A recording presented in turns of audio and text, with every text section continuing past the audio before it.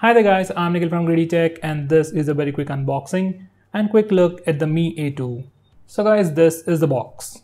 On the front we have a quick preview of how the phone looks along with the different color variations. We have the black, lake blue, gold and rose gold. This by the way is the black color. Now at the top it even says India's #1 brand. At the bottom it says Mi A2 followed by Android One, which is a program from Google to provide regular security and software updates. Anyway, going on next, we have the Mi logo at the top. On the left side, we have the phone's name along with Android One. The same thing on the right side. At the top, we have the pricing and the box contains other information. On the back side, we have the specifications, IMEI number, a Made in India sticker, and so on. Now let's just get on with the unboxing. By the way guys, this phone is sold exclusively online on mi.com and amazon.in. As of now, it's available only in one variant, priced at 17,000 rupees. For 4GB of RAM and 64GB of storage. Another variant with 6GB of RAM and 128GB of storage will be available soon. There's no date for that as of now. As I've said, it is online exclusive right now, but we might be able to see it in the offline stores pretty soon. Now let's unbox it. At the top we have this cardboard box. So let me just remove that. Next we have some documentation, a user guide and some other paperwork. Next we have the SIM card ejector and the Type-C to 3.5mm audio jack adapter. So there we go. Finally we have this transparent black case. I think for the black color we'll get this tinted plastic case, and for the gold or rose gold we'll get a complete transparent case. Anyway, I like this one. Now let's just come back to the phone. So this is the phone, we'll be coming back to it in a minute. Let me just put that aside for now. Now this is a regular 10 watts power adapter, nothing fancy. This phone has Qualcomm quick charge support but doesn't come with a fast charger. Now this is a regular 10 watts power adapter, but if you want to use quick charging or if you want to charge your phone quickly, you have to buy another power adapter. Xiaomi sells it for about 500 rupees.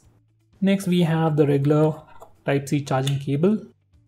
Now these are all the contents of the box. Now let's come back to the phone. So guys, this is the phone. On the front we have another sticker with the phone's name, camera specifications and the processor information. Let me just peel that out. Even on the back we have another sticker with IMEI numbers and SIM card tray information. So let me just remove that as well. Now this is how the phone looks on the back. Now just like the Mi A1, it has a complete unibody metal design with the new camera setup just like the Redmi Note 5 Pro. Now let's have a quick physical overview and then check out the specs. This phone has a complete unibody metal design with this nice matte finish on the back. It seems to be having some anti-fingerprint coating, but it is still attracting some smudges, so it's definitely advisable to use a case. Now at the top it has a dual camera setup with a 12 megapixel primary camera with Sony IMX486 sensor with f1.7 aperture.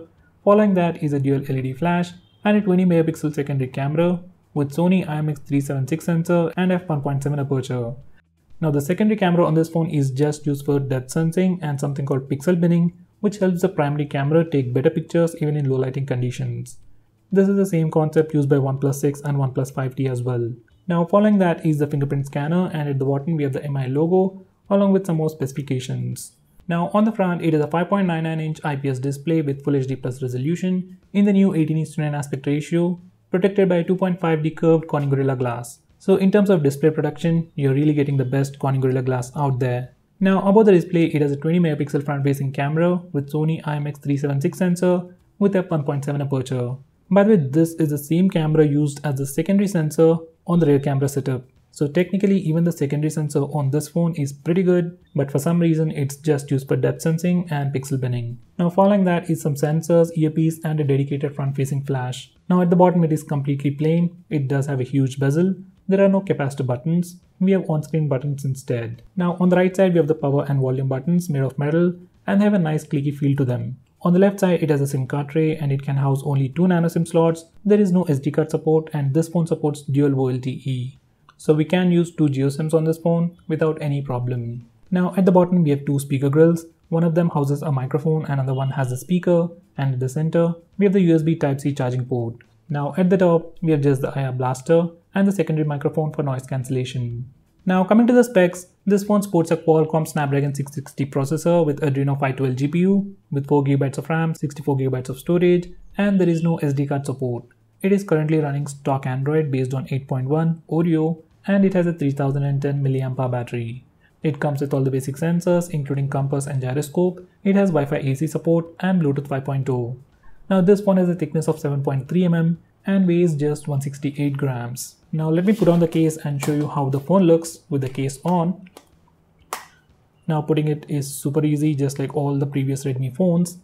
And this is how the phone looks with the case on. It has all the cutouts, and now the fingerprint scanner is much more easily traceable.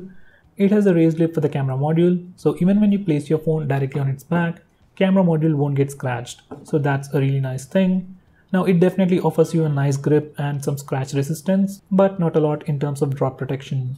So if you're really worried about dropping your phone, get an insurance from One Assist or even get a better case. Now let me turn on the phone and see what we get right out of the box.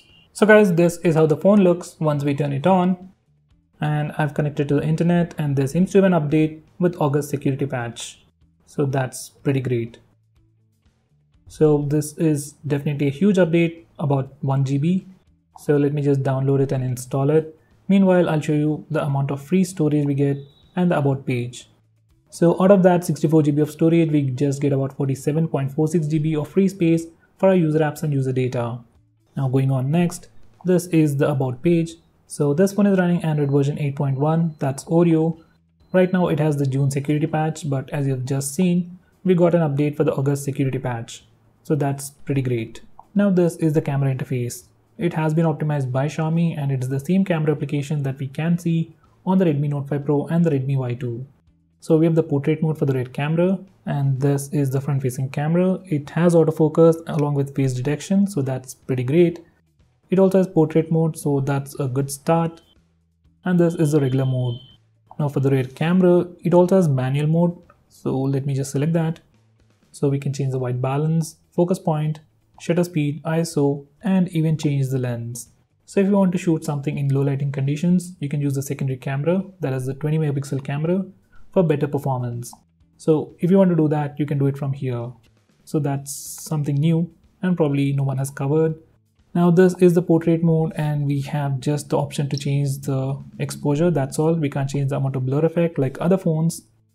Now coming to video recording, let's check out the settings.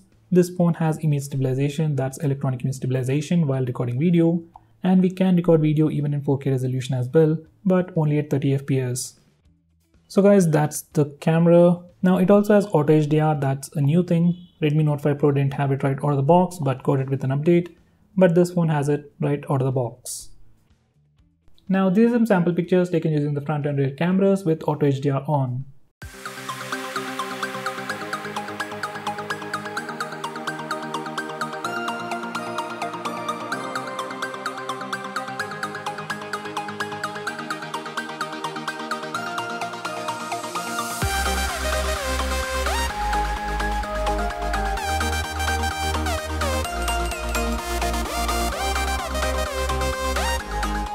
So guys, that's all there is about this phone. So guys, now let's test the fingerprint scanner.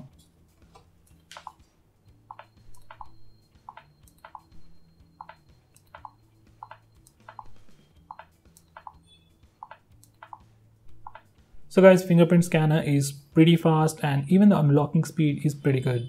Now these are all the apps that this phone comes pre-installed with. There isn't any bloatware.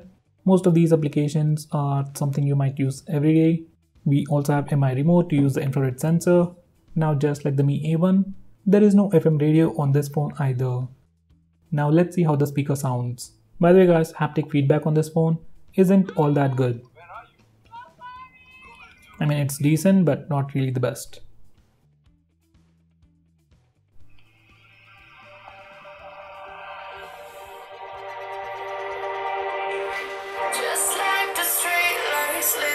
So guys, we have speaker on the right grill, and under the left grill we have just the microphone. And the speaker definitely sounds pretty loud.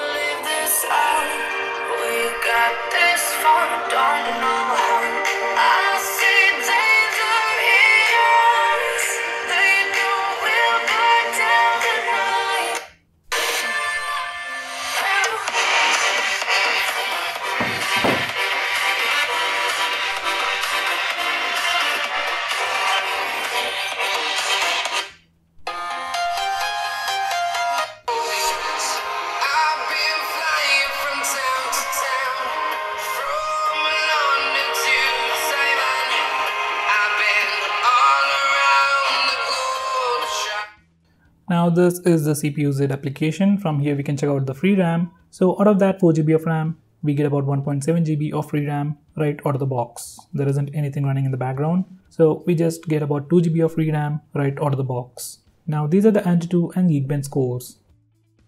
So guys, for my initial impressions, phone feels really slippery. It's very well built, but it is slippery, so I definitely suggest you to use a case. And display as of now looks pretty good. I didn't check the sunlight legibility yet, but it looks pretty good. It is sufficiently bright, I guess. I didn't even check the auto brightness sensor either. So if you have any questions regarding that, comment them below. Now, this phone really offers very few things like pure stock Android optimized probably by Xiaomi and good cameras.